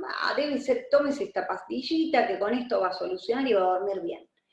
Y si es una apnea obstructiva, va a empeorar el cuadro. ¿Sí? Va a empeorar el cuadro porque va a debilitar la musculatura, no va a estar tan alerta ese paciente. Entonces es muy complejo este tema. Va a haber pérdida de memoria, ¿sí? Por esto que decía Paz, ¿no? Hay muchas cosas que se realizan durante la noche, entre esos consolidar la memoria, eliminar información que no necesitamos, ¿sí? Disminución de la habilidad motora. Después va, por esto, ¿no? Por estar poco reactivos. Después van a ver vinculados a lo cardiovascular. Entonces ahí hablamos de hipertensión arterial. Yo en mi anamnesis siempre le pregunto a los pacientes, ¿tienen problema de presión? Porque un problema de presión habla muchas veces de una alteración respiratoria, ¿sí? Porque imagínense, si desatura, la explicación es bien sencilla, si uno desatura, los vasos tienen que afinarse, achicarse para poder bombear más cantidad de sangre con oxígeno a todo el cuerpo, entonces, bueno, hay que preguntarle a los pacientes, los adultos mucho más, ¿no? Bueno, hipertensión pulmonar, patología, todo lo que tiene que ver con alteraciones pulmonares, patologías cardíacas, cefaleas matutinas, ¿sí? Esto también tiene que ver con la microirrigación, y después vinculados al hormonal. Entonces ahí tenemos alteración de la libido e impotencia, nicturia y enuresis, ¿sí? El paciente requiere levantarse varias veces para ir al baño, muchas veces se orina en la cama, uno piensa, pero eso es un caso extremo, es mucho más común de lo que creemos. ¿Sí? De hecho, hoy atendí un paciente con 40 años que me relató cuando le pregunté, me decía, ay, sí, pero ¿qué tiene que ver eso? Yo pensé que tenía que ver con algo emocional, y no. Ese paciente obviamente que va a una polisomnografía. Entonces vamos a la fisiopatología, o sea, lo que nos compete a nosotros, a ver qué es lo que nos compete como fonoaudiólogos. Entonces tenemos alteración de las vías aéreas superiores, ¿sí? Alteración de la actividad de los músculos dilatadores, las vías aéreas superiores durante el sueño, inestabilidad del control ventilatorio y bajo umbral de despertar. Eso es lo que dice la literatura, son las 4 principales indicadores, ¿no? Como fisiopatología. Entonces vamos a ver. Como utilizamos la misma estructura, la vía aérea superior tiene una estructura multipropósito, es ahí que nosotros, o sea, utilizamos para, obviamente, respirar, deglutir, fonar, y requiere de gran flexibilidad, y eso la hace muy colapsable, ¿sí? La hace muy colapsable. A mí me gusta, ahora que tengo acá, un artículo que dice que básicamente la adquisición de la palabra es un riesgo para la respiración durante el sueño. Fíjense en cómo era el espacio de los primates a nivel de orofaringe, ¿sí? Y cómo es en el hombre, cómo ha disminuido. Y entonces, por supuesto, que es mucho más colapsable. También ha variado el espacio de la maxila y la mandíbula. La lengua antes tenía otro espacio, ¿sí? que fueron redondeándose los arcos, justamente a medida que fuimos adquiriendo el habla, y se fue modificando. Bien, entonces, como decía, mejor explicado posible Paz, nosotros podemos tener alteraciones en diferentes niveles de esa vía aérea, ¿no? Entonces, vamos a ver pacientes con alteración en el septum nasal, en la pirámide ósea, en los cornetes. Todas esas alteraciones estructurales van a afectar esa función y va a hacer que, bueno, el pasaje, haya resistencia en el pasaje de aire. Es ahí donde nosotros tenemos que valorar como fonoaudiólogos cómo está esa función y ver cuál es nuestro alcance. Yo trabajo con otorrinos, que es un camino largo, porque también siempre digo lo mismo, el otorrino quiere intervenir, pero no siempre es conveniente intervenir. El tejido adenoideo está por algo. Entonces, cuanto antes nosotros resolvamos la función, muchas veces impactamos sobre la estructura y el paciente no tiene que pasar por esa intervención, que en sí, digo, más allá que uno piensa la anestesia y demás, tiene que ver con esto otro, de que por algo está, y por algo esa mucosa o ese tejido está reaccionando. Y después tenemos a nivel faríngeo, también que lo dijo Paz, hipertrofia adenoidea, atresia de cubana, malformaciones craniofaciales, la lengua, ¿sí? El espacio que le dio, el espacio que fue ganando esa lengua en relación a su posición, y qué podemos hacer nosotros como fonoaudiólogos para modificar esa posición y esa musculatura, ¿sí? Y a nivel de epiglotis, ¿sí? Hay pacientes que tienen alteración a nivel de epiglotis y eso es lo que les genera la apnea. Bueno, entonces, volviendo un poquito para atrás. Estas alteraciones anatómicas van a alterar la función, ¿sí? van a alterar la función. Yo soy apasionada de la función respiratoria, siempre mis estudiantes, si hay alguno por ahí, o mis pacientes saben que yo siempre digo que la respiración talla el cuerpo, ¿sí? Entonces uno, como está especializado en el área, ve una persona de espalda y ya sabe cómo respira, ¿sí? Porque todo se modifica los planos, se modifica posición obviamente de hombros, de cabeza, de cadera, cómo pisa ese paciente. Y eso va, esa función, esa disfunción respiratoria, dado por una alteración ya sea funcional o anatómica, va a impactar sobre la postura, ¿sí? Va a impactar sobre la postura y sobre ese sistema estomatognático, a nivel esqueletal, a nivel oclusal, a nivel articular, a nivel de los espacios funcionales.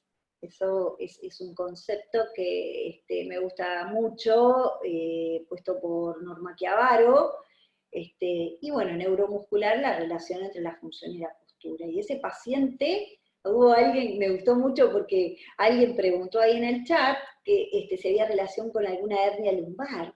Y yo digo, cuando uno tiene una posición adelantada de cabeza, hay una hiperlordosis cervical y una hiperlordosis lumbar, ¿sí? Y hay una alteración también a nivel dorsal. Entonces, esa respiración modificó toda la estructura. Toda la estructura. Es un paciente que está adelantado, por supuesto que avanza su cabeza para poder respirar, para poder ampliar ese espacio faríngeo. Entonces, nosotros como fonoaudiólogos tenemos muchísimo por hacer. Y también comparto con Paz de que es necesario trabajar insertos en un equipo donde se vea el alcance de cada uno, ¿no? Se vea el alcance y saber en qué momento actuar cada uno. No podemos actuar solitos en esto, ¿sí? Porque es un síndrome y porque atraviesa tiene muchas aristas, digamos. Entonces, bueno, nos vamos a este otro punto que ya decía, que está vinculado a la alteración en... Perdonen, ahí. La alteración de la musculatura dilatadora de las vías aéreas superiores. A ver, el paciente se duerme, hay un colapso faríngeo, genera la obstrucción de esa vía aérea respiratoria, puede haber una hipoxia o una hipercapnia, ¿sí? Y aparece un esfuerzo respiratorio. Por eso les decía lo de la banda, ¿sí? Lo de la banda a nivel de tórax, que nosotros vemos a ver si hay esfuerzo respiratorio o es una alteración más central. Y eso puede generar un despertar, o no, pero un microdespertar, que eso va a hacer que rápidamente se abran las vías aéreas superiores, va a restablecer ese flujo de aire, va a haber una hiperventilación, y entra en ese círculo, ¿no? Que el paciente se despierta millones de veces, y muchas veces no es consciente de las veces que se despierta. Esos microdespertares, por eso el paciente al otro día se levanta cansado, porque son microdespertares, ¿sí? No llega a darse cuenta que se despierta.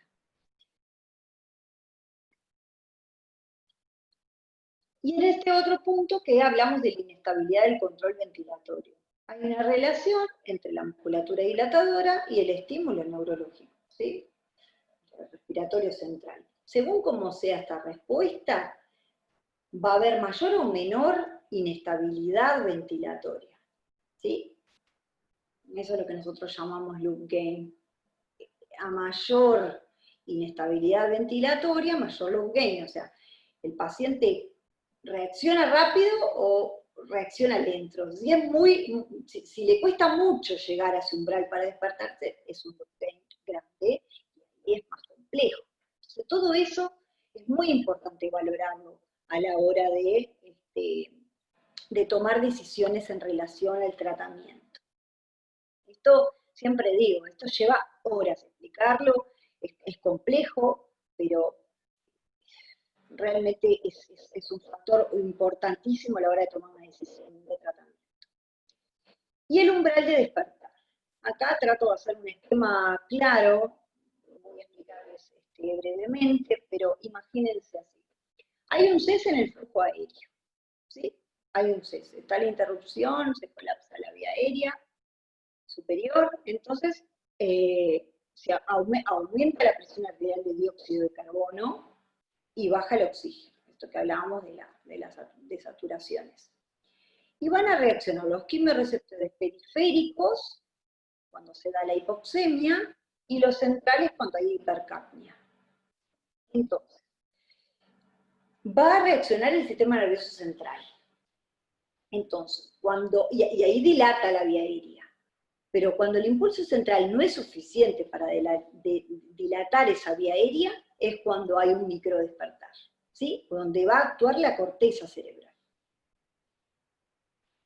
Entonces, muchas veces el paciente en un primer estadio tiene apneas leves, pero claro, a medida que va pasando, es como todo, a medida que va pasando el tiempo, cada vez están más débiles la vía aérea, cada vez el cuerpo reacciona distinto. Entonces, a medida que va pasando el tiempo, es como un tubo, arranca el paciente roncando y bueno, ya una vez que ingresó a tener apneas, es muy difícil que revierta la situación solo. A no ser que, como decía Paz, pacientes obesos tienen quizás una apnea moderada, severa, bajan un poco de peso y baja un poco la cantidad de apnea. Se calcula que es un porcentaje del 10%, quizás, según el peso, pero generalmente no revierte. Es un viaje de ida. Entonces hay que ir pensando. Ya el paciente, es una gran lucha que tenemos. A veces diagnostican al paciente y tiene una apnea leve y dice, es leve, váyase a su casa, no le vamos a poner el CPAP, manténgase así, que es leve. Entonces, nosotros con nuestro equipo de trabajo tratamos de no rotular al paciente, de ponerle leve, moderada, severa. Ponemos el índice, pero también contamos la clínica, no solamente la paraclínica, sino la clínica, porque es muy importante eso, porque hay pacientes que llegan, como les decía hoy, llegan realmente con apnea leve, pero el paciente dice, no puedo más, estoy agotado, me duele todo el cuerpo, me duele la cabeza. Entonces hay como que, bueno, en esto hay que poner todo en la balanza y llegar a resolverle la situación al paciente. Bueno, entonces vamos a ver qué es lo que hacemos nosotros en el equipo. Nosotros tenemos una anamnesis general, que es bastante exhaustiva, que la hace, acá tienen el director de orquesta. Nosotros seleccionamos a una médica fisióloga, que es nuestra directora de orquesta, y que ya tiene mucha experiencia en medicina del sueño, es referente acá en Uruguay, en Latinoamérica, donde ella hace una entrevista inicial. Por más de que me llamen a mí, mira Natalia, me dieron tu teléfono porque sé que vos tratás las apneas de sueño, yo trato de que todos los pacientes pasen por el médico de sueño, que realmente es el que tiene el conocimiento de todas las áreas, y por más de que todos los procedimientos que hagamos y todas las decisiones se toman en equipo, siempre tiene que haber uno que organice la dinámica del equipo. Entonces, bueno, realmente va a preguntar sobre el sueño, cuál es el problema, sueño en relación al ronquido, en cuanto a la severidad y la frecuencia, la influencia de la posición, va a ir analizando, pero usted ronca más de tal manera, ¿sí? Y se le va a mandar a hacer el estudio del sueño y se va a analizar esto que les decía, si la posición impacta mucho o no impacta mucho, si tiene somnolencia diurna, tiene dificultad de concentración, sueño durante el trabajo, conduciendo, se toman medidas a ese nivel, ¿no? Bueno, que tiene que dejar de manejar por un tiempo, hasta tanto se resuelva su situación. Muchas veces nos piden en el trabajo, nos piden certificados para el trabajo, donde, bueno, ¿alguien levantó la mano? ¿Quiere preguntar algo o no? ¿Au? Se le debe haber marcado porque las preguntas van al final, Nati. Perfecto. Bueno, muy bien. Entonces, y bueno, esto que decíamos del aumento de peso, vemos si está asociado al cuadro clínico o si es anterior. Vamos a preguntar sobre las cefaleas matutinas, si hay disfunción sexual, si si hay historia familiar, esto también, nos gusta preguntar esto, ¿por qué? Porque generalmente dice, ah, sí, pero mi padre también, y mi abuelo también, y roncaban y demás, entonces yo di por sentado que era parte de herencia familiar, y en realidad no, usted en realidad tendría que haberlo consultado su padre o su abuelo. Si hay consumo habitual de alcohol, ¿sí? Hipnóticos, medicamentos.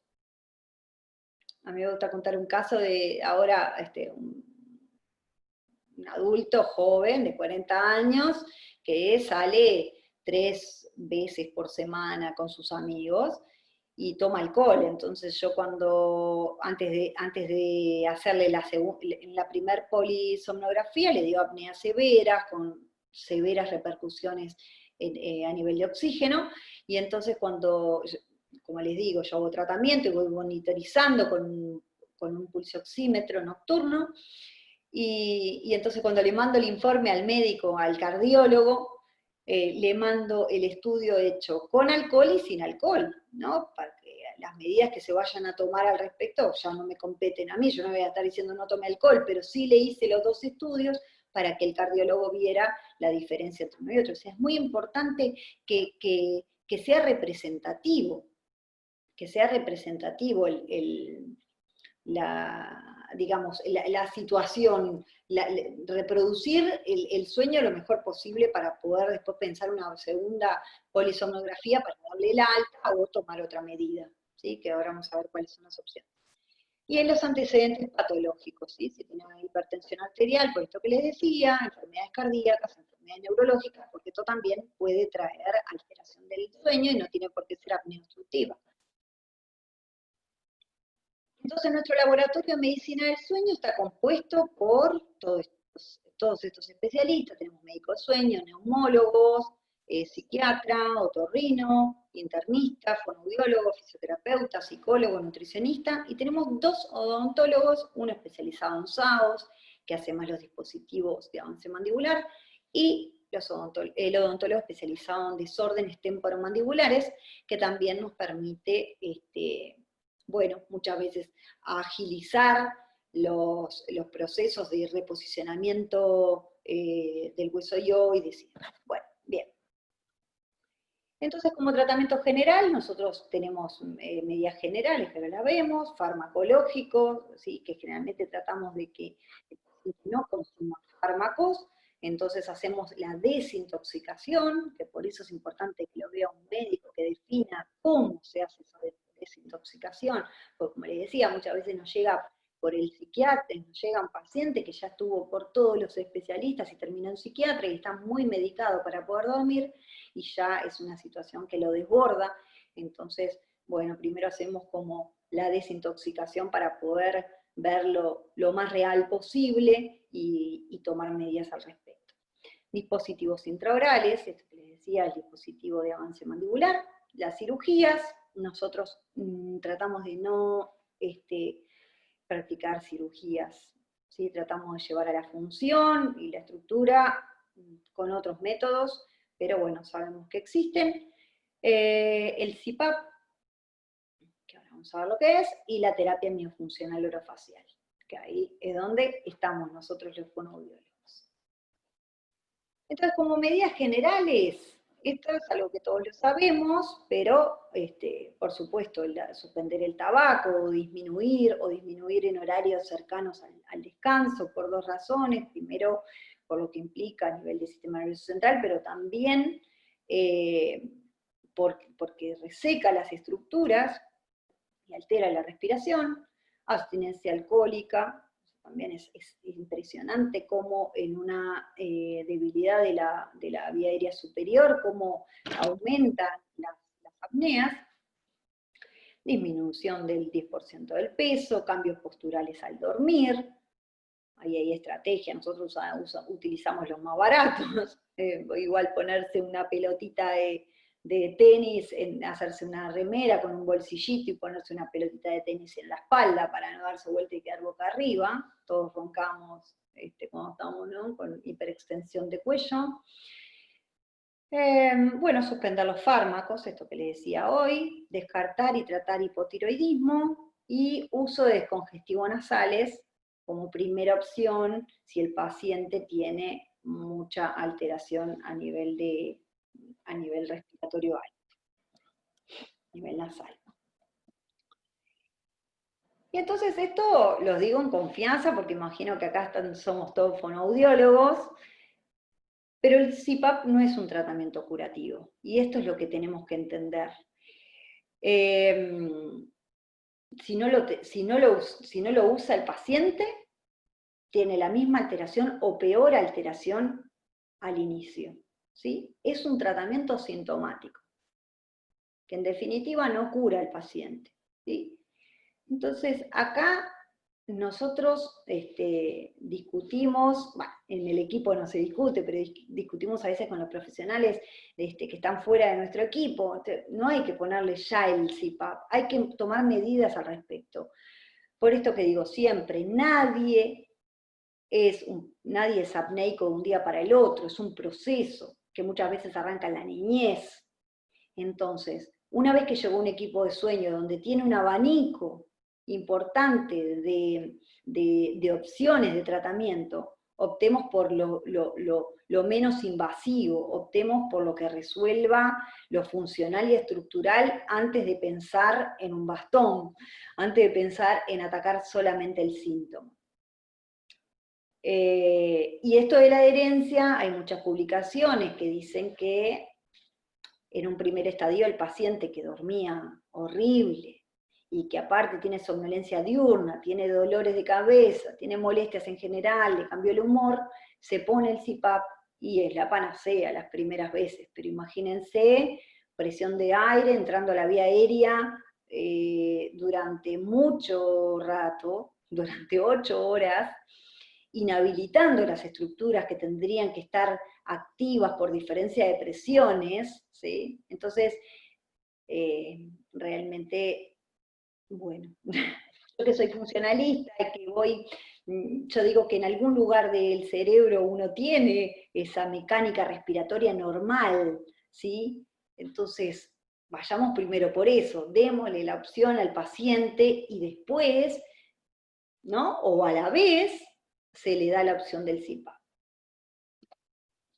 Entonces, la evaluación fonoaudiológica consta de entrevista y anamnesis, el MBGR, que lo dijo la colega, excelente, por suerte lo mostró, porque me hubiese gustado mostrarlo, pero los tiempos también apremian, pero es bien interesante, utilizamos el MBGR, los cuestionarios de calidad de sueño, de somnolencia diurna, hacemos análisis de la polisomnografía, y acá yo tengo mi equipo donde nos juntamos, somos 12, 13 personas, y discutimos cada caso en detalle.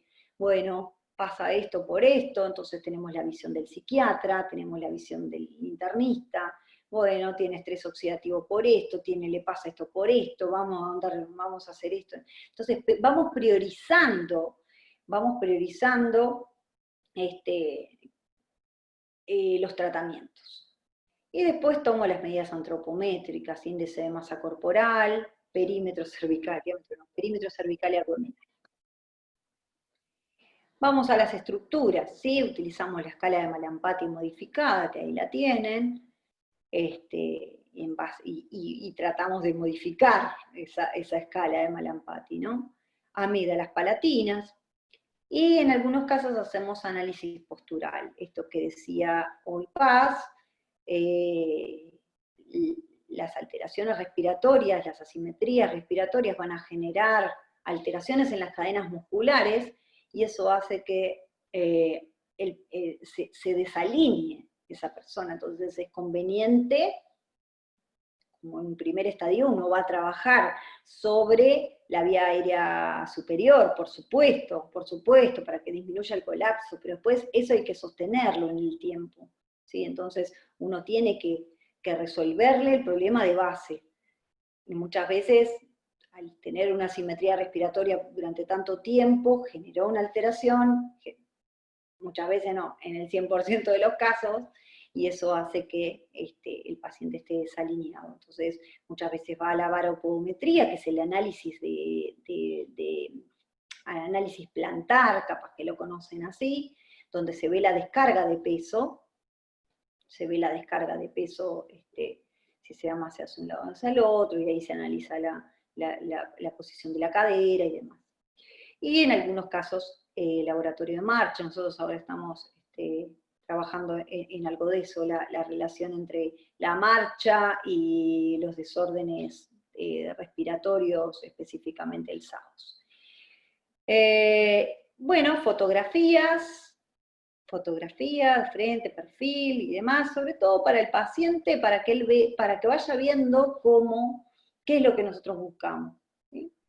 El análisis respiratorio y la incorporación de la pareja en la terapia. Esto es fundamental. Yo, una vez al mes, más o menos, llamo al acompañante de habitación, que me relata no solamente la actividad nocturna, sino también la diurna, cambios en aspectos como el carácter, bueno, todo, toma de medicación, organización de la alimentación, muchas cosas que el paciente no siempre es muy objetivo. Y el tratamiento va a incluir higiene de sueño, esas pautas, bueno, acuéstese de determinada hora, de determinada manera, cuide la habitación, los ruidos, la tecnología, un montón de cosas que todos lo sabemos, pero siempre es interesante refrescarlo, ¿sí? Vamos a ver las funciones del sistema estomatognático que están alteradas, vamos a ver posicionamiento lingual, ¿sí? Musculatura facial general, vamos a trabajar con ejercicios posturales, vamos a trabajar con ejercicios respiratorios, ¿sí? Todo eso para ir favoreciendo esa función respiratoria diurna que va a impactar en la nocturna, ¿sí?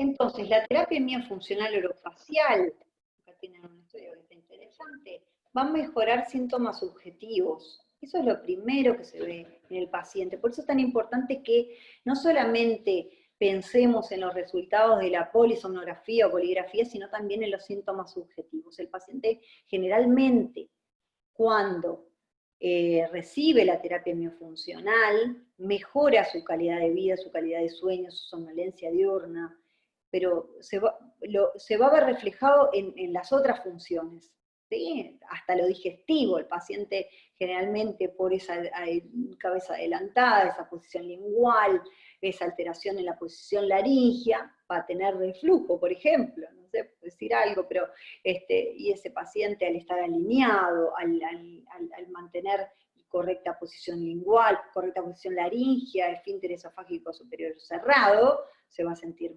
mejor. Entonces lo interesante es poder ver al paciente en la globalidad, es poder, y poder darle sensores, como digo yo, darle sensores. Esto decía Paz, también se modifica la resonancia, se modifica la voz. Entonces si uno le dice, Paz, pero viste cómo hablas acá, pero viste cómo cambió, entonces son sensores. Ay, estoy hablando más nasal, estoy hablando. Entonces, a medida que va avanzando el tratamiento, el paciente tiene diferentes sensores que lo van a ir ubicando hacia la mejoría. Y después síntomas objetivos, ¿no? Esto que hablábamos, el índice de apnea-hipopnea y saturación de oxígeno. El índice de apnea-hipopnea lo vemos con los estudios más amplios, como la polisomnografía y la poligrafía, y la saturación de oxígeno lo vemos con una oximetría nocturna. Y bueno, y mejora estructura y funciones orofaciales, nada más ni nada menos. Y acá podemos hablar mucho, porque, no sé, pienso en la función masticatoria, no solamente el paciente va a tener una mejor digestión, sino también va a irrigar mejor sectores temporales, va a mejorar todo, ¿sí? Con una buena masticación, lateralizando el alimento nomás. Entonces es como, son muchos, y eso va a generar estabilidad en la cabeza, y va a disminuir la contracción a nivel de la musculatura de cuello, y va a favorecer la musculatura intrínseca. Entonces, y eso va a generar menor colapso. Entonces, todo eso, si uno es capaz de alguna manera ser el espejo de ese paciente, ir mostrándole de alguna manera la evolución que va teniendo el paciente, como que va agarrando confianza y va adhiriéndose mejor al tratamiento. Entonces el paciente con trastorno de sueño debe ser encarado de forma integral, ¿sí? De forma integral. Si no tienen la posibilidad de tener todo el equipo armado en el mismo espacio físico, saber que requiere asociar, ¿sí? Asociar, bueno, pero a ver, yo le mido la saturación de oxígeno y el ritmo cardíaco, mejoró el ritmo cardíaco, poder como ir uniendo, ¿no? Teniendo en cuenta esto que les dije, la clínica del paciente con apnea, que puedan ir como integrando todos esos conceptos. Debe contar con estudios paraclínicos confiables. Esto también es muy importante. Cuando mandan a hacer una polisomnografía o una poligrafía, la lectura de esos estudios no tiene que ser de forma automática, por más de que sí, que existe. Hay programas y en muchos laboratorios ponen el resultado y sale un montón de cosas. Esto tiene que ser analizado por una persona, detallado, de forma detallada, e ir asociando la clínica con la paraclínica. Y se requiere de un equipo de salud transdisciplinario. Insisto, no tienen por qué estar todos en el mismo espacio físico, es lo óptimo, pero no es lo real muchas veces, ¿sí? Me gusta contarlo, que en realidad yo me fui armando mi equipo de trabajo por un poco porque era mi sueño en definitiva, pero también un poco porque para poder llegar a más pacientes yo tenía que tener llegada de diferentes profesionales. Entonces, bueno, pude armar este equipo, ¿no? Entonces, el paciente que vuelve a su sueño fisiológico, esto como que se lo tiene que grabar a fuego, restablece su biología rítmica, los ritmos circadianos, es muy importante. Sus controles homeostáticos, sus desempeños motores y sensoriales, mejora su estado anímico, obviamente que desarrolla menos comorbilidades, aumenta la expectativa de vida y cambia su calidad de vida. Este caso de este paciente que vi hoy es bien claro, su papá tiene apneas, es una persona que no es tan mayor, sin embargo tiene un deterioro importantísimo. Y por suerte, su pareja lo obligó a hacer la consulta. Realmente es impactante, ¿no? Porque claro, ya con un antecedente pensó que él también podía tener y no se tenía por qué cuestionar, era una cosa que había heredado. Entonces está bien claro que, y hay mucho por hacer, ¿no? Porque esta persona es muy joven. Bueno, y cambia su calidad de vida, Una persona que descansa bien, yo no imagino lo que es no dormir de noche. Entonces es importante que comprender la fisiopatología, esto que vimos, estos 4 puntos que vimos, valorar otras opciones terapéuticas además del CPAP, ¿sí? Esto, como les digo, nosotros, mi equipo de trabajo es hincha a muerte de la terapia miofuncional y entienden que mal no le va a hacer a la persona, al contrario la va a mejorar, va a restablecer determinadas funciones que van a mejorar su calidad de vida y ahí la persona puede decidir qué hace. ¿Sí? Porque, insisto, esto lo digo siempre, está la persona que quiere adelgazar tomándose una pastillita, y está la persona que quiere adelgazar cambiando sus hábitos, mejorando su calidad de vida y demás. Entonces, en esto también es importante darle la opción al paciente. Tiene la pastillita, tiene lo que ataca el síntoma, pero también tiene la posibilidad de restablecer otras funciones y de empoderar a su respiración. O sea, realmente uno le tiene que dar la opción al paciente. Entonces me parece que el rol del fonoaudiólogo es importantísimo, y para mí tiene que ser la primera opción de tratamiento. Y bueno, prever posibles malas adaptaciones futuras al CPAP. Esto que les decía, es alto el nivel de pacientes que a los 2 años más o menos empiezan a no aceptar el CPAP.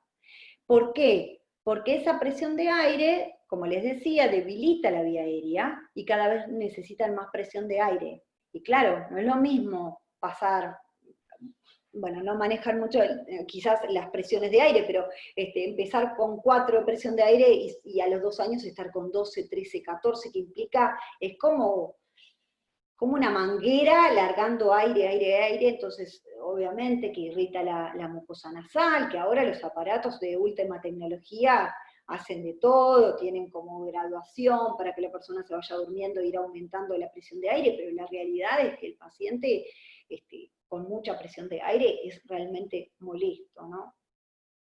Dormir en esas condiciones. Y ni que hablar lo que impacta sobre esa vía respiratoria, sobre esa fisiología. Si está pasando continuamente, el diafragma no se activa normalmente.